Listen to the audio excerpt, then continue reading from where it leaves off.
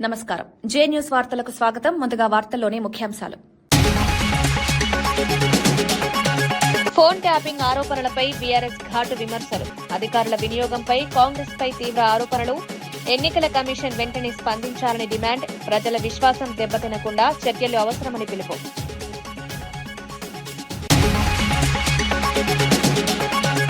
లడ్డూ అంశంలో కూటమి నేతలపై తీవ్ర విమర్శల వెల్లువ. సిట్ నివేదిక తర్వాత కూడా దైవ రాజకీయాలు, భక్తుల విశ్వాసాలతో రాజకీయాలు చేయడం తగదని హెచ్చరిక. తప్పు ఒప్పుకోకుండా కొత్త ఆరోపణలు చేస్తున్న కూటమి.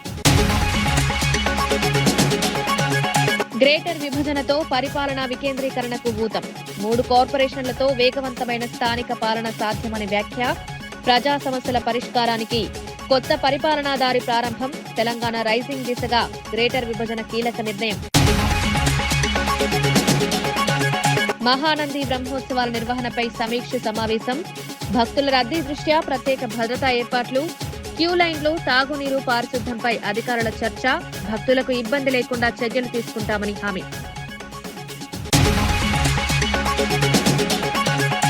అంబటి రాంబాబుకు బెయిల్ మంజూరు చేసిన న్యాయస్థానం. దేవుడికి మించిన వారు లేరన్న అంబటి మౌనిక వ్యాఖ్య. దాడులపై చర్యలు తీసుకోవాలని కుటుంబం డిమాండ్. చివరకు న్యాయం గెలిచిందని కుటుంబ సభ్యుల ఆనందం.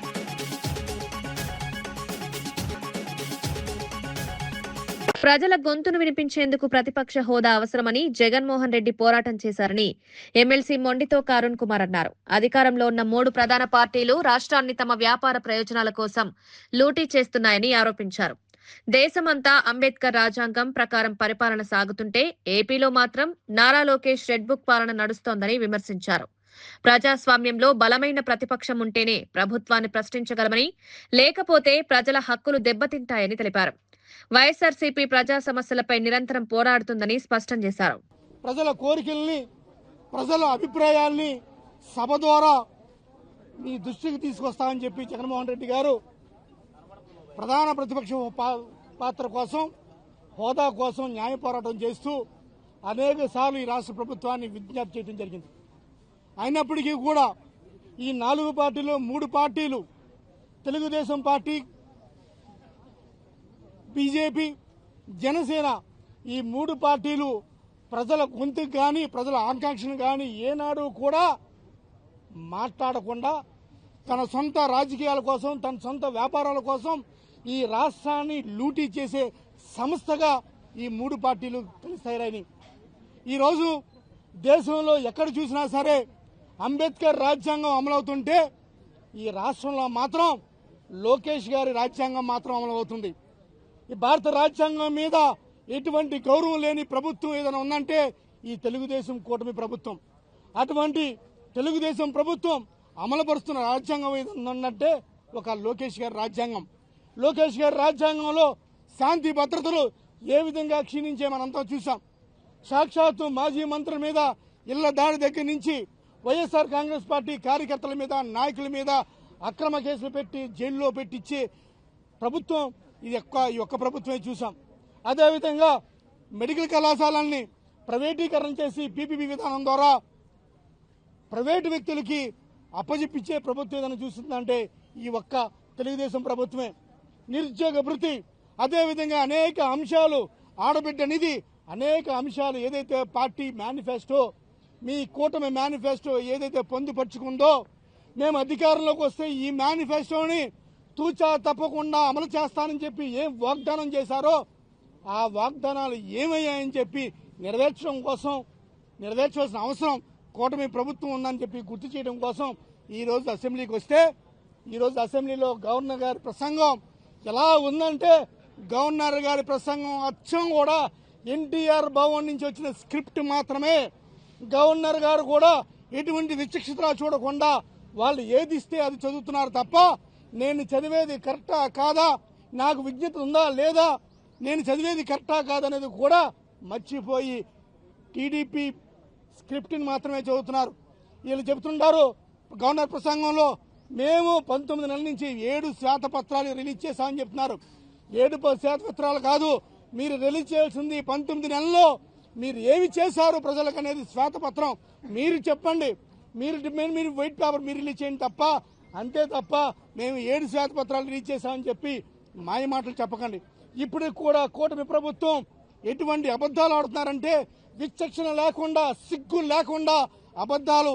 ఇది అబద్దం తెలిసిండు కూడా అబద్దం మీద అబద్దం, అబద్దం మీద అబద్దం చెప్తే గ్రేటర్ హైదరాబాద్ ను 3 కార్పొరేషన్లుగా విభజించడం పరిపాలన వికేంద్రీకరణకు దోహదం చేస్తుందని ఎమ్మెల్సీ అద్దంకి దయాకర్ పేర్కొన్నారు. ప్రజా సమస్యలు త్వరగా పరిష్కారమవుతాయని, స్థానిక స్థాయిలో నిర్ణయాలు వేగంగా అమలవుతాయన్నారు. ముఖ్యమంత్రి ప్రజాభిప్రాయ సేకరణ అనంతరం తీసుకున్న ఈ నిర్ణయం మహానగర అభివృద్ధికి మేలు చేస్తుందని విశ్వాసం వ్యక్తం చేశారు. గతంలో విస్తారమైన పరిధి కారణంగా సేవల అందుబాటు మందగించిందని, ఇప్పుడు ప్రాంతాల వారీగా సమర్థవంతమైన పాలన సాధ్యమవుతుందని తెలిపారు. ఇది తెలంగాణ రైజింగ్ దిశగా కీలక అడుగు అని అభిప్రాయపడ్డారు. రావడానికి అవకాశం లేకుండేది. ఇప్పుడు ఈ 3 డివిజన్లు చేయడం వల్ల హైదరాబాద్ ను డీసెంట్రలైజేషన్ ఆఫ్ ది పవర్, అందరూ కూడా అన్ని సమస్యలు మనం తీర్చుకోవడానికి అవకాశం ఉంది. వేగవంతమైన అభివృద్ధికి మరో ఊతమిచ్చే విధంగా ముఖ్యమంత్రి గారి నిర్ణయం తీసుకోవడాన్ని మేమందరం కూడా స్వాగతిస్తున్నాం. బీఆర్ఎస్ పార్టీ ఏదో రాజకీయాల కొరకు మాట్లాడుతున్నది. ఎందుకంటే వాళ్ళు ఉన్నన్ని రోజులు ఈ ఇంత పెద్ద మహానగరాన్ని, దాదాపు 1,20,00,000 మంది పైచిలకు నివసించే ఈ ప్రాంతాన్ని సెంట్రిక్ గా ఉండేటట్టుగా చేసి, వాళ్ళ కంట్రోల్లోనే ఉండేటట్టుగా చేసి, ముఖ్యంగా అప్పుడు మనోడు మున్సిపల్ శాఖ మంత్రిగా కేటీఆర్ ఉండే, అప్పుడు అసలు తను కలవకుండా అధికారులకు సమస్యలు వచ్చి ఎన్నో సమస్యలు ఆ రోజు హైదరాబాద్. తిరుమల లడ్డు అంశంలో కూటమి నేతలు తప్పుడు ప్రచారం చేశారని ఎమ్మెల్సీ బొమ్మి ఇజ్రాయెల్ ఆరోపించారు. సిట్ నివేదికలో ఎలాంటి జంతు కొవ్వు కలవలేదని తేలిన తర్వాత కూడా డైవర్షన్ రాజకీయాలు చేస్తున్నారని విమర్శించారు. ఈ విషయాన్ని మళ్లించేందుకు తమ పార్టీ నేతల ఇళ్లపై దాడులు జరిపించారని చంద్రబాబుపై ఆరోపణలు గుప్పించారు. కోట్లాది భక్తుల విశ్వాసానికి సంబంధించిన అంశాన్ని రాజకీయ ప్రయోజనాల కోసం వాడుకోవడం దుర్మార్గమన్నారు. నిజాలు బయటపడిన తర్వాత కూడా కూటమి నేతలు తప్పును ఒప్పుకోకుండా మరిన్ని ఆరోపణలు చేస్తున్నారని మండిపడ్డారు. రిపోర్ట్ ఇచ్చిన తర్వాత దీనిని డైవర్షన్ పాలిటిక్స్ చేయడానికి మా యొక్క మాజీ మంత్రుల మీద, ఇళ్ల మీద, వాహనాల మీద దాడులు చేయడం జరిగింది.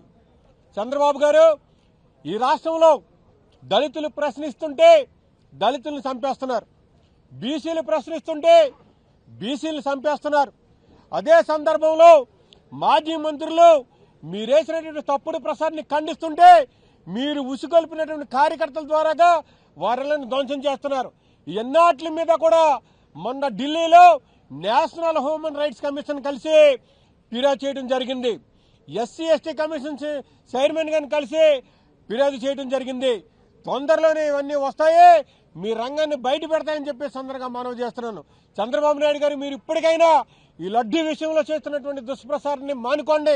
ఎందుకంటే ఈ రాష్ట్రంలో ఉన్నటువంటి 5 కోట్ల ప్రజలతో పాటు ఈ దేశంలో ఉన్నటువంటి 140 కోట్ల మంది ప్రజలు మిమ్మల్ని తిట్టుకుంటున్నారు, అసహించుకుంటున్నారని చెప్పి సందర్భంగా మనవి చేస్తున్నాను. అదే సందర్భంలో మా జగన్మోహన్ రెడ్డి గారు మరి అనేక అంశాల మీద అసెంబ్లీలో మాట్లాడటానికి మీరు అవకాశం ఇస్తే భయమా మీకు చంద్రబాబు నాయుడు గారు అని చెప్పేసి ఈ సందర్భంగా ప్రశ్నిస్తున్నాను. మీరు అవకాశం ఇవ్వండి, అవకాశం ఇచ్చిన దాని మీద మా నాయకుడు నిలదీస్తాడు, దానికి మీరు సమాధానం చెప్పండి అని చెప్పి సందర్భంగా మనవి చేసుకుంటూ, అదే సందర్భంలో ఏదైతే మీరు దాడులు చేస్తున్నారో, ఏదైతే మీరు అకృత్యాలు చేస్తున్నారో, ఏదైతే మహిళల మీద జరుగుతున్నటువంటి అకృత్యాలకి మీరు ఖండనివ్వట్లేదో, చిన్నారుల మీద జరుగుతున్నటువంటి అకృత్యాలకి మీరు ఖండనివ్వట్లేదో, దీని మీద త్వరలోనే ప్రజలు మీకు బుద్ధి చెప్తారు. ప్రజల పక్షాన నిలిచి ప్రభుత్వ హామీల అమలును డిమాండ్ చేస్తున్న ఏకైక పార్టీ వైసీపీ అని ఎమ్మెల్యే తాటిపర్తి చంద్రశేఖర్ అన్నారు. ప్రతిపక్ష హోదా రాజ్యాంగబద్ధ హక్కు అని, అంబేద్కర్ రాజ్యాంగం ప్రకారం పాలక పక్షంతో పాటు బలమైన ప్రతిపక్షం ఉంటేనే ప్రజాస్వామ్యం బలపడుతుందని పేర్కొన్నారు. ఈ హక్కును నిరాకరించడం ప్రజాస్వామ్యానికి విరుద్ధమన్నారు. తెలుగుదేశం పార్టీ నేతలు హింసాత్మక రాజకీయాలకు పాల్పడుతున్నారని, పెట్రోల్ బాంబులతో దాడులు చేస్తున్నారని ఆరోపించారు. ప్రజాస్వామ్య విలువలను కాపాడాల్సిన బాధ్యత అందరిదని స్పష్టం చేశారు.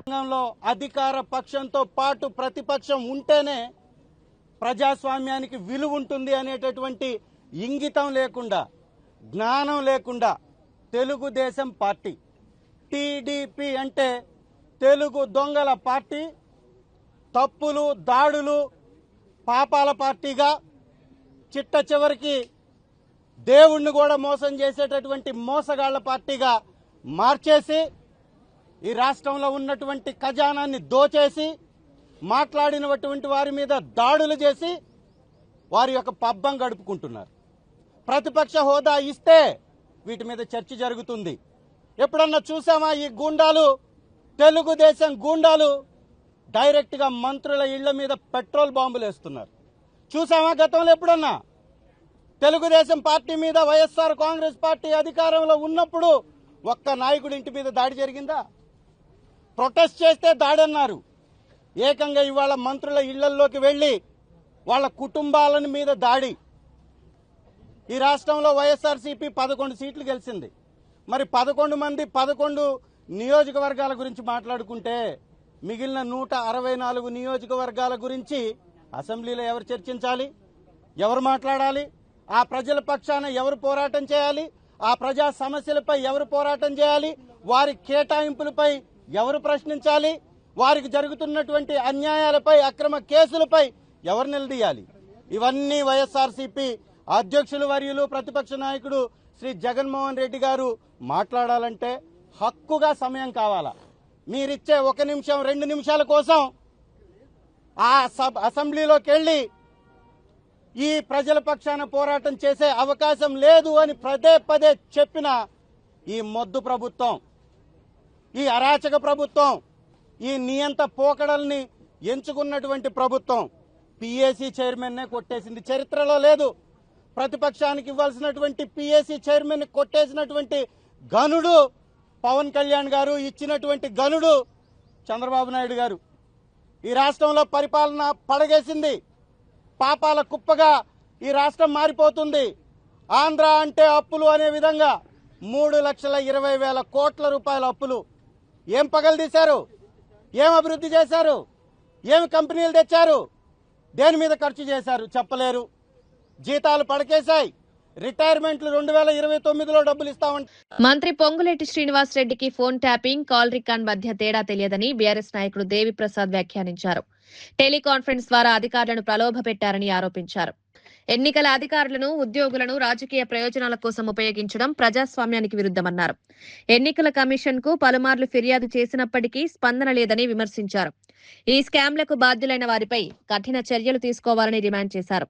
ఎన్నికల వ్యవస్థపై ప్రజల విశ్వాసం దెబ్బతినకుండా చర్యలు అవసరమన్నారు. ట్యాపింగ్ కాల్ రికార్డింగ్ తేడా తెలియని మంత్రి అసలు నిజంగానే ఫోన్ ట్యాపింగ్ జరిగితే మీరేమన్నా రేవంత్ రెడ్డికి వ్యతిరేకంగా ఏమైనా కుట్రలు చేస్తున్నారా? అంతర్గత కుట్రలు మీ మీద రేవంత్ రెడ్డి ఏమన్నా ఫోన్ ట్యాపింగ్ చేస్తుండా?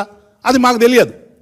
ఎందుకంటే ఇవాళ అధికారంలో ఉన్నది వాళ్ళు. అధికారంలో ఇవాళ బీఆర్ఎస్ లేదు. మాకు పోలీస్ వ్యవస్థ మా చేతిలో లేదు, ఇంటెలిజెన్స్ వ్యవస్థ మా చేతిలో లేదు.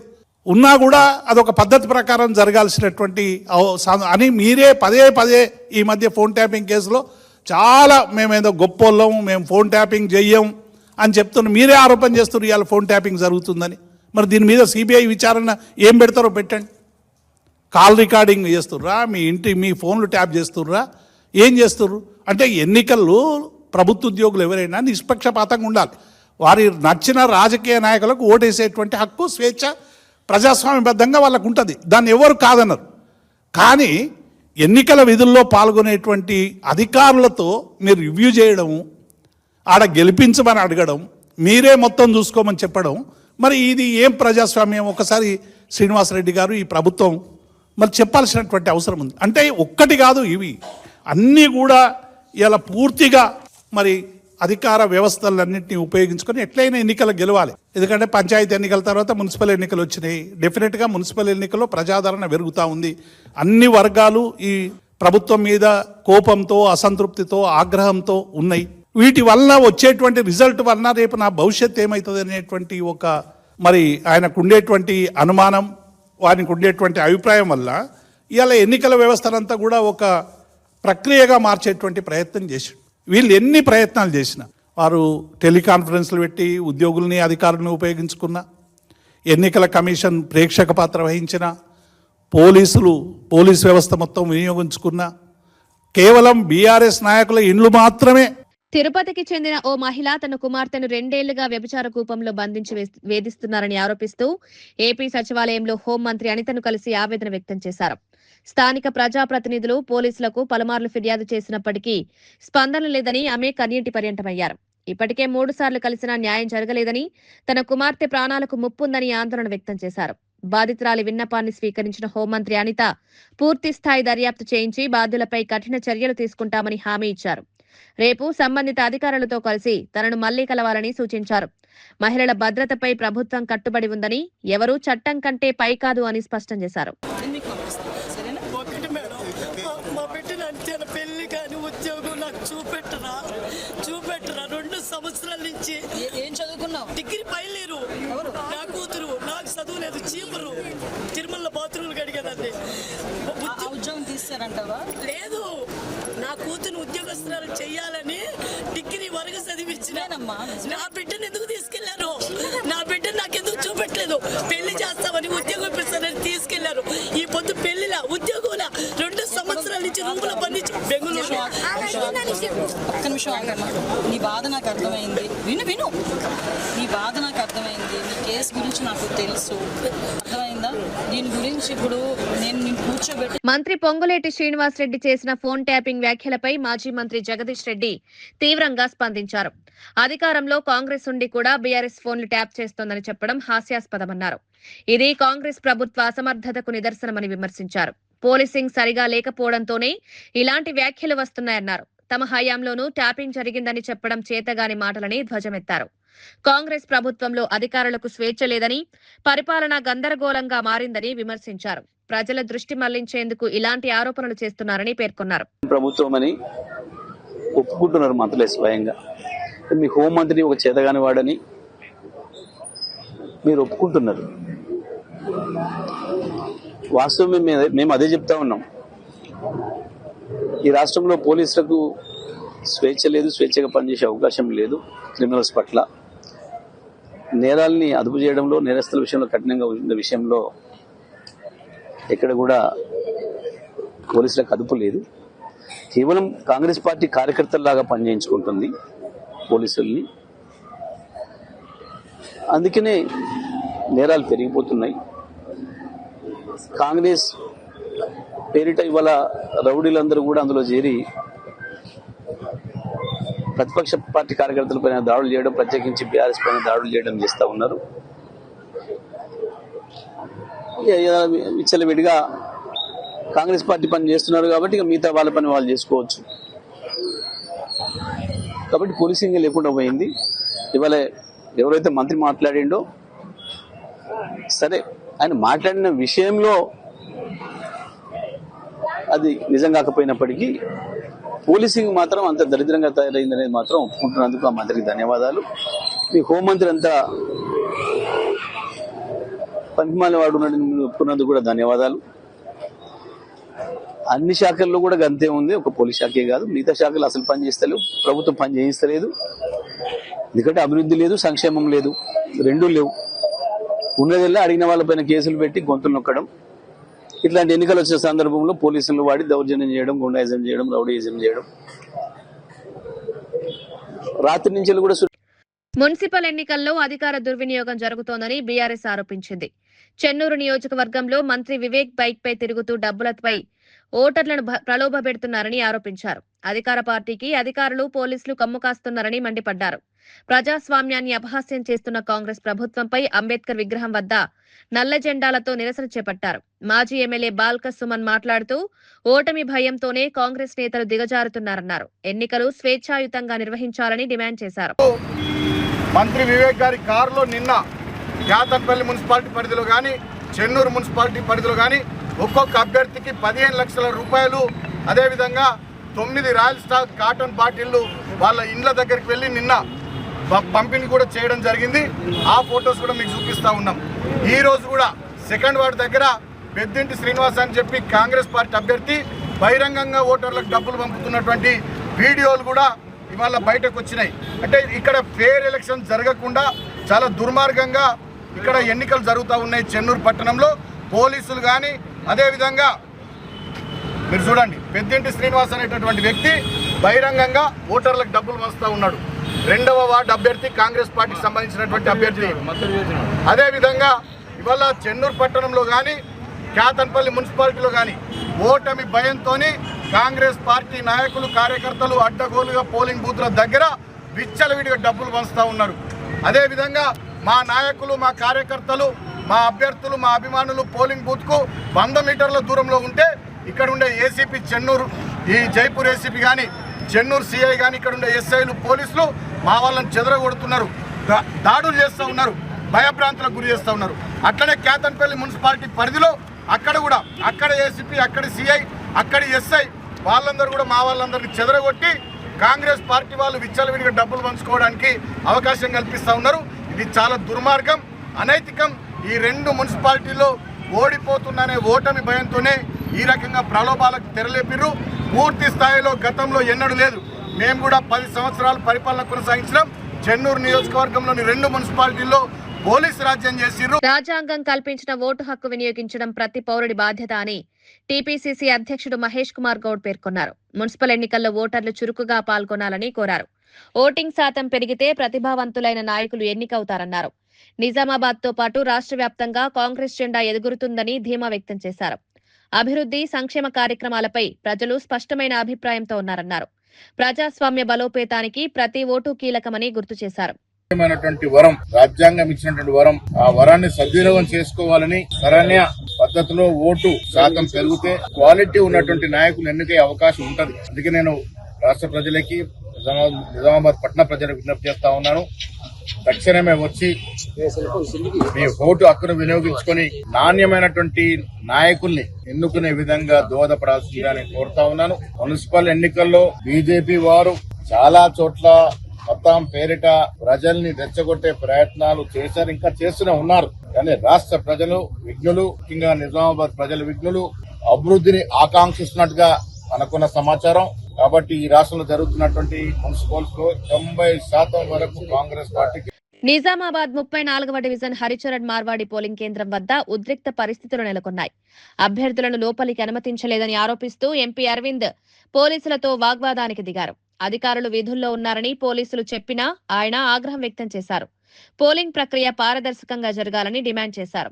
ఈ ఘటనతో కొంతసేపు ఉద్రిక్తత నెలకొనగా అదనపు బలగాలు చేరుకుని పరిస్థితిని అదుపులోకి తెచ్చాయి. ఎన్నికలు ప్రశాంతంగా కొనసాగేందుకు చర్యలు తీసుకుంటామని అధికారులు తెలిపారు. 5 గంటల వరకు బయటికి రావద్దు, మళ్ళీ నాకు ఫోన్ రావద్దు. మీరు పంపితేనే వచ్చిన, నేను పంపితేనే వచ్చిన, నువ్వు పంపలే, మీ వాళ్ళు పంపిరు, పోలీసు వాళ్ళు పంపలే. కంప్లైంట్ వేయండి, ఒకటి ఉద్యోగం పోతుంది. ఇప్పుడు మీ పోలీసు వాళ్ళే, అది అర్థమైందా? మీ పోలీసు వాళ్ళు చక్క ఉంటే దేశం ఇట్లా ఉండదు. తొర్రూరు మున్సిపాలిటీ 16వ వార్డులో ఎమ్మెల్యే యశస్విని రెడ్డి సామాన్య ఓటర్ల క్యూ లైన్ లో నిలబడి తన ఓటు హక్కును వినియోగించుకున్నారు. స్కూటీపై పోలింగ్ కేంద్రానికి చేరుకుని స్థానికులతో కలిసిమెలిసి మాట్లాడారు. ప్రజాస్వామ్యంలో ఓటు ఎంతో విలువైందని, ప్రతి ఒక్కరూ బాధ్యతగా ఓటు వేయాలని పిలుపునిచ్చారు. ఓటు వేసిన అనంతరం స్కూటీ నడుపుతూ 5 పోలింగ్ కేంద్రాలను సందర్శించి ఏర్పాట్లను పరిశీలించారు. ఎన్నికలు ప్రశాంతంగా సాగాలని ఆకాంక్షించారు.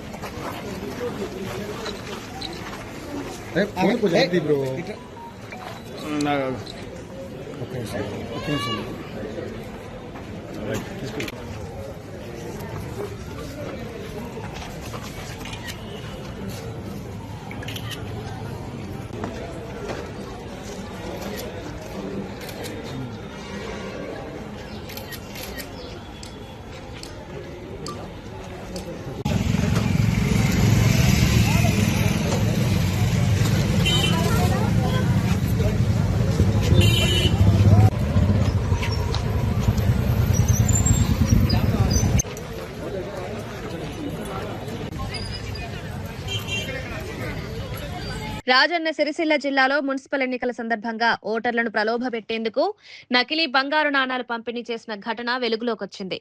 సిరిసిల్ల మున్సిపల్ పరిధిలోని 25వ వార్డులో ఓ స్వతంత్ర అభ్యర్థి బంగారం పేరుతో నాణాలిచ్చాడు. అయితే వాటిని పరీక్షించగా అవి నకిలీవని తేలడంతో స్థానికులు ఆగ్రహం వ్యక్తం చేశారు.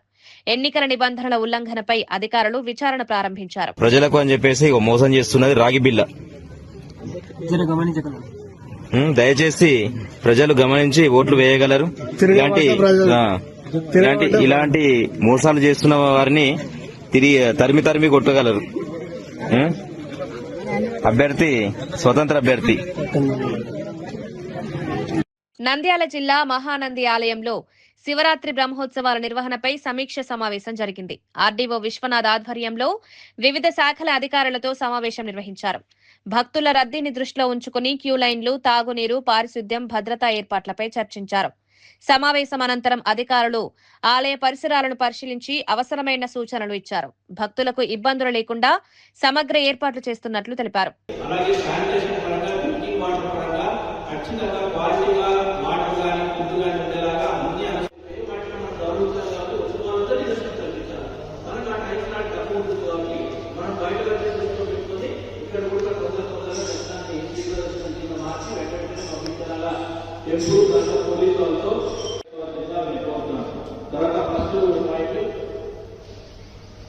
నెక్స్ట్ మేము అందరికీ చెప్పాము ఆల్రెడీ ఈ గుర్రాలు అందరూ దానికి సంబంధించి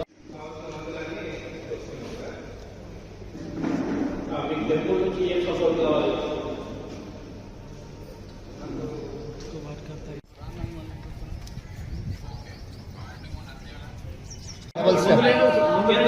కొంచెం హైట్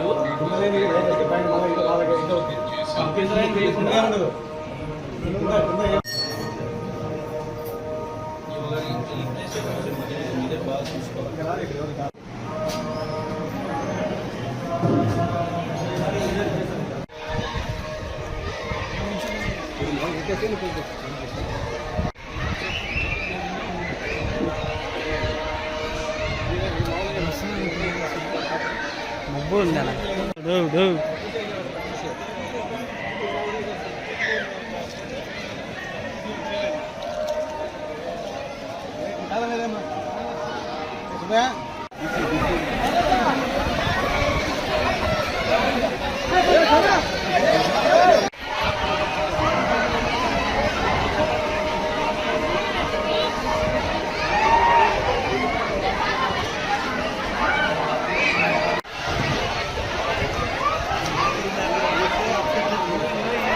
నేత అంబటి రాంబాబుకు బెయిల్ రావడంపై ఆయన కుమార్తె అంబటి మౌనిక హర్షం వ్యక్తం చేశారు.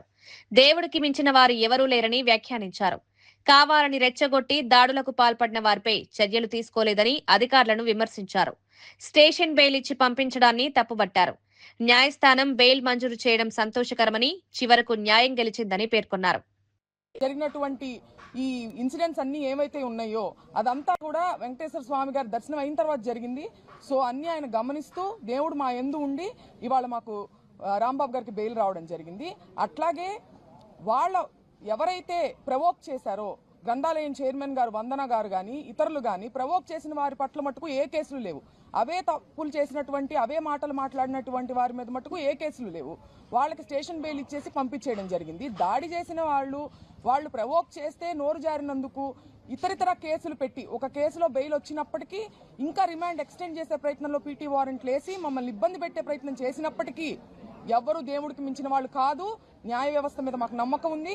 ఇవాళ ఆయనకి బెయిల్ వచ్చినందుకు మేమందరం చాలా ఆనందంగా ఉన్నాం.